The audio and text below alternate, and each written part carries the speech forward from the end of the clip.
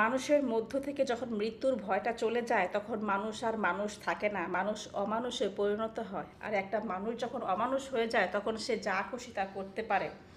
গতকালকে একটা নিউজে দেখলাম যে আমাদের ধর্ম উপদেষ্টা খালিদ সাহেব বলেছেন যে এখন থেকে মাত্র 3 লক্ষ টাকার মধ্যে মুসলমানরা চাইলে বাংলাদেশ থেকে প্রিয় নবীর দেশে যে হজ করে আসতে পারবেন, আর 70,000 টাকার মধ্যে উমরা হজ করতে পারবেন। অথচ আমাদের যে মানে আগে যে গভর্নমেন্ট ছিল তারা হজের হজের হচ্ছে যে কি বলে এটা, হজে যাওয়ার টাকাটা বাড়াতে বাড়াতে বাড়াতে বাড়াতে এমন জায়গায় নিয়ে গেছে যে একটা মধ্যবিত্ত মানুষ চাইলেও টাকা খরচ করে যে হজ করতে পারতো না।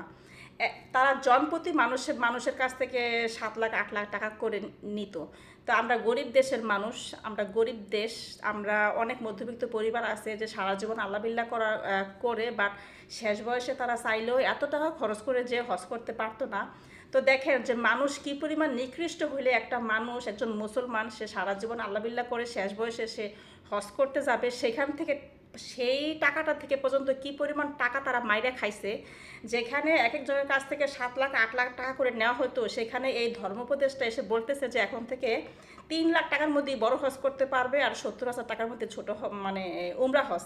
তাহলে এই হাসিনা সরকারের সময়ে ধর্ম মন্ত্রণালয় যারা ছিল তারা কি পরিমাণ টাকা মাইরা খাইছে একবার চিন্তা করেন।